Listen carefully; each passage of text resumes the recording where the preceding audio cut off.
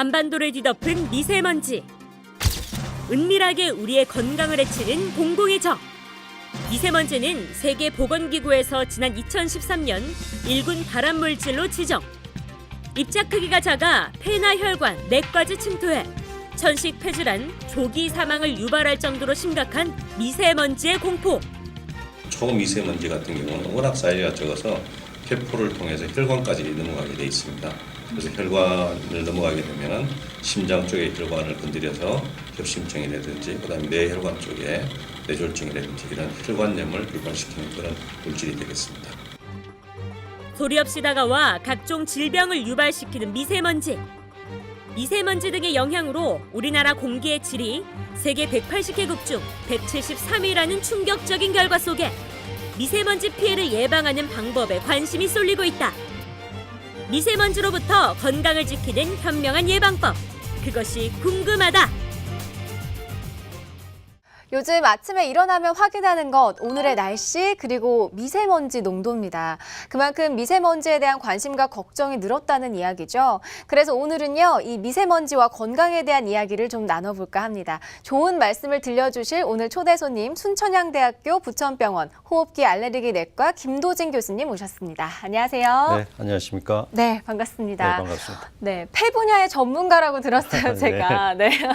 특히 폐암 정복에 관심을 두고 최근 발표된 논문이 화제가 됐다고 하던데요. 어떤 논문인지 좀 간단하게 설명 부탁드립니다. 네, 이번 그 논문은 저희 병원 단독이 아니고 다기관을 대상으로 한 연구가 되겠습니다. 네. 그래서 한 900여 명의 폐암 환자를 대상으로 하였고, 우리가 폐암이라 그러면 상당히 어떤 치료라든지 치료에 대한 예후라든지 이런 거에 대해서 관심이 많은데, 이번 연구는 어떤 특정한 그 단백질을 발견해서 그 단백질이 폐암에 평평상피세포암의 어떤 그 예후나 치료에 어떤 영향을 미치느냐 하는 것에 대한 연구 논문을 발표하였습니다. 네, 이 사실 폐 건강을 위협하는 것 중에 하나가 요즘 문제가 되고 있는 미세먼지가 아닐까 싶은데요.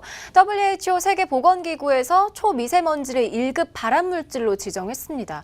왜 미세먼지가 좀 문제가 되는 걸까요? 네, 미세먼지가 최근 한 2, 3년 사이에 굉장히 많은 이슈가 되고 있죠. 네. 그런데 이 미세먼지는 보통 먼지와 달리 대부분의 큰 먼지들은 들어오면은 우리 호흡기에서 코, 비강, 그다음에 기관지에서 대부분 다 걸러줍니다. 네. 그렇기 때문에 큰 문제가 되진 않지만 미세먼지라든지 초미세먼지 같은 경우는 이 기도를 통해서 폐포까지 들어오기 때문에 오래 머물 수 있고 하기 때문에 기관지염이라든지 또 만성 호흡기 질환을 갖고 있는 환자들한테는 기존의 호흡기 질환을 갖다 악화시키는 그런 영향을 미치기 때문에 그 위험한 물질을 할 수 있고, 네. 또 하나는 이 미세먼지만 들어오는 게 아니라 중금속하고 같이 들어오게 됩니다. 네. 그래서 그런 것들이 폐암을 유발시키는 원인이 되기도 하기 때문에 상당히 중요한 우리가 관심을 가져야 되는 그런 물질이라고 생각을 합니다. 우리나라도 지금 미세먼지에 대한 위험성이 점점 커지고 있는 거죠. 그렇죠. 우리나라 같은 경우는 지금 우리나라 자체에서도 또 자동차 수도 많이 늘어나고 했지만은 대부분은 중국에서 통계를 보면은 2011년도 통계에 의하면은 중국의 석탄 연료가 70%를 주요 원료로 사용하고 있기 때문에 북서풍이나 이런 게 불면은 중국에 있는 미세먼지라든지 황사라든지 이런 것들이 섞여 들어와서 우리나라에 상당히 영향을 주고 있는 것 같습니다. 그렇다면 병원에 계시는데 무엇보다 환자의 건강이 가장 우선시 돼야 하는 병원에서는 실내 공기 환경의 질이 높아야 할 것 같은데요. 실제 순천향 병원에서는 이 부분에 대해서 남다른 관심을 두고 있다고요? 네, 저희 병원은 한 4년 전에도 그랬지만은 올해도 다시 환경부와 같이 해서 친환경 신경영 확산 협약을 체결해가지고 네. 진행 중에 있습니다. 그 안에 보면은 프로그램 안에 보면은 실내 공기 질 관리에 대한 내용들이 포함되어 있어서 저희들이 디지털 헬스케어가 요즘 유행이잖아요, 그죠? 네. 그래서 이런 디지털 헬스케어에 맞게끔 실내 공기질, 그러니까 우리가 실외에는 매일 미세먼지 농도가 발표되고 하지만은 실내 공기질에 대해서는 관심을 갖고 있지만은 어떻게 하는 방법이 없었습니다. 근데 요즘에는 디지털 헬스케어의 일환으로서 이번에 보니까는 사물 인터넷을 이용을 해서 실내 공기질을 갖다가 측정을 하고 관리하고 모니터링 할 수 있는 그런 시스템이 있다고 해서 아마도 제가 알기로는 저희 병원이 국내 최초로 아마 실내 공기질을 관리하고 모니터링하는 게 처음이라고 들었습니다. 예. 그렇군요. 자, 그렇다면 실제로 병원 실내 환경이 어떻게 관리되고 있는지, 설치된 기계는 어떤 것인지 화면으로 만나보시죠. 미세먼지의 공포에 몸살을 앓고 있는 대한민국. 미세먼지의 심각성을 인지하고 예방에 앞장서고 있는 순천향대학교 부천병원 호흡기내과 김도진 교수. 봄의 불청객 황사보다 독성이 매우 강하다는 미세먼지. 한반도가 극심한 미세먼지에 휩싸이면서 천식, 기관지염 등의 호흡기 질환과 피부 질환, 안구 질환 등으로 통증을 호소하는 환자들이 급증하고 있는데요. 미세먼지나 초미세먼지 같은 경우는 굉장히 입자가 적습니다.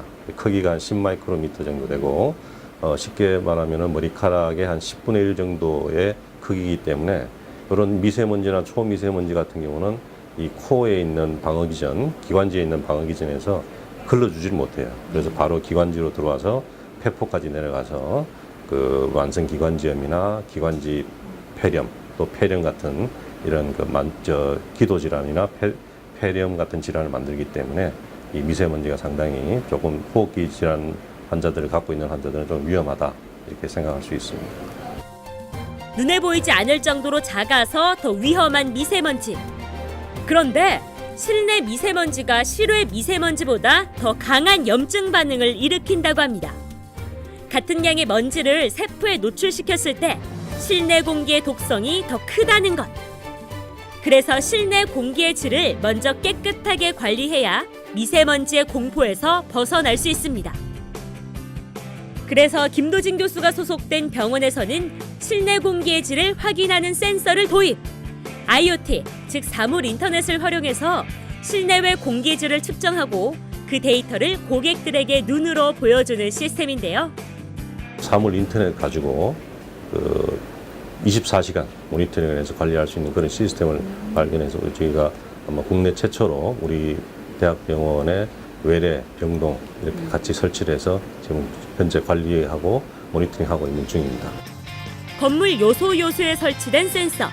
LTE 칩이 들어있어서 실시간으로 미세먼지와 초미세먼지, 유기화합물, 이산화탄소 등의 공기질을 측정하는데요. 만약 공기가 오염될 경우 공조시설 등으로 연락을 취해 상황을 알려주고 있습니다.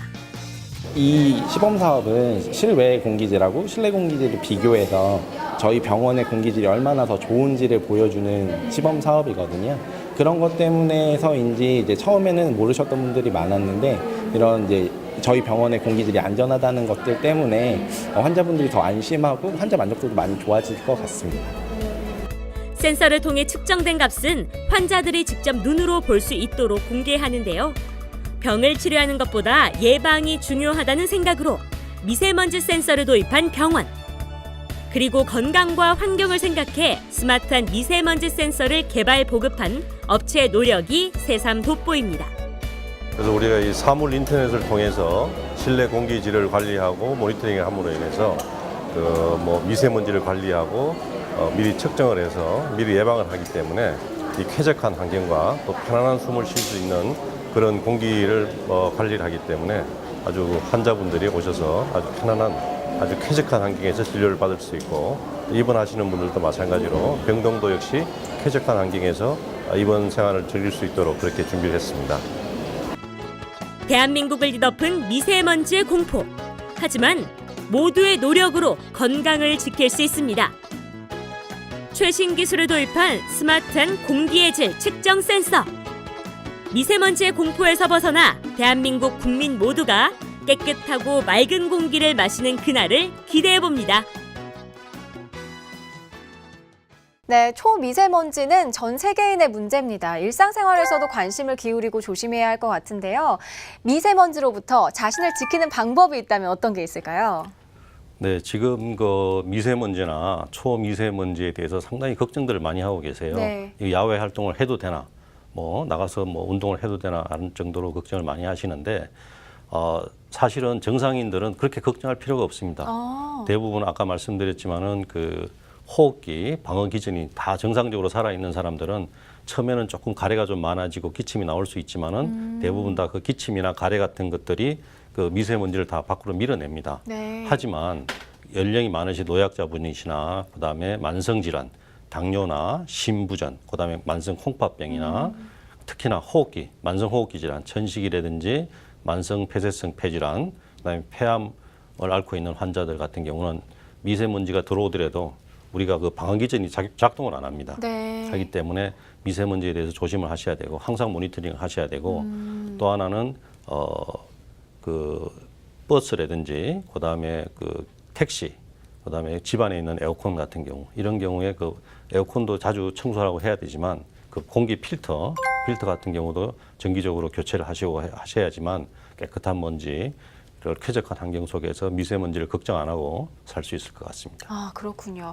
그렇다면 건강에 이상이 왔을 때 그때도 또 병원을 빨리 찾는 것도 중요할 것 같은데요. 시청자들이 꼭 알아야 할 이런 증상이 있다면 빨리 병원에 찾아와라. 어떤 것들이 있을까요? 그러니까 너무 예민하신 분도 많아요. 네. 뭐 2, 3일 정도 기침했다고 병원 오시는 분도 있는데 네.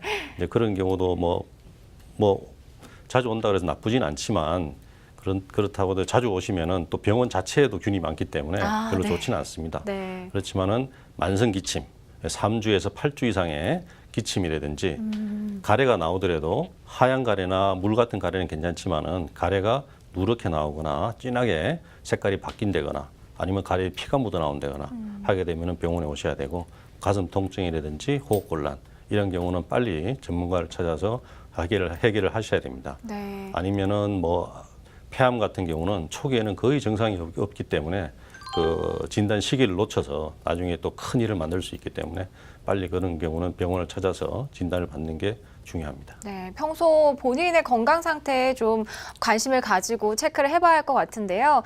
향후 앞으로 어떤 계획과 목표를 가지고 계신가요? 네, 저희가 지금 이제 국내 최초로 이런 그 실내 공기 질 관리에 대해서 모니터링도 하고 앞으로 관리도 할 건데 우리 병원, 저희 병원을 찾는 환자들에게 아주 쾌적한 환경과 편한 숨을 쉴 수 있는 그런 병동과 외래를 만들고 싶고요.